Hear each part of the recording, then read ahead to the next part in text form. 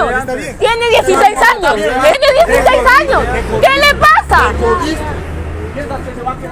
¿Por qué lo para? A ver, ¿por qué le echa gas pimienta? ¿Por qué le echa gas pimienta? ¿Por qué le echa gas pimienta? Sí, ¿por qué le echaron gas? Debe haber una razón. ¿Qué le pasa?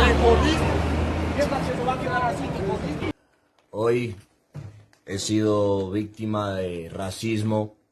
He vivido el racismo en mi propia piel. Yo soy estudiante del Teodoro Gómez de la Torre. Siempre porto mi cédula de identificación y estoy cansado, estoy indignado de que este Estado sea racista, de que a los negros no se nos permita avanzar. Y se fueron así como si nada.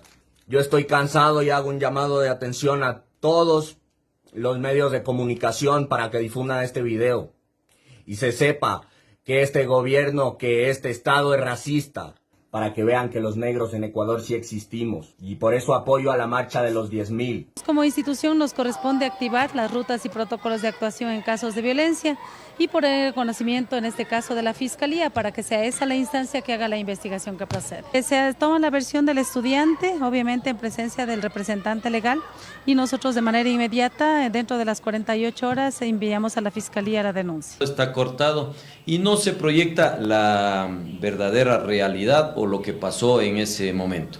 Efectivamente, se tuvo la alerta de un ciudadano posiblemente que le agredió a una señora. Inmediatamente, luego de recibir la denuncia, se procedió a verificar más o menos con las características a la persona que podía haber sido el causante de estas agresiones. En ese momento ven que un ciudadano pasa en precipitada carrera, el patrullero lo que hace es darse la vuelta, no es como dice en el video que ingresó contravía. El momento que le paran a este ciudadano para hacer el registro, se porta de una manera agresiva, dirigiéndose hacia los policías. Y en la intervención intervienen dos policías afroecuatorianos. Entonces difícilmente los afroecuatorianos van a agredir a otro afroecuatoriano. Hay que considerar esto. Es un video mutilado. El ciudadano no se identifica, nunca presenta ninguna credencial, nunca presenta la cédula de identidad, a pesar de haberlo pedido ese momento para hacer el registro correspondiente, y de una manera desafiante coge y bota su mochila.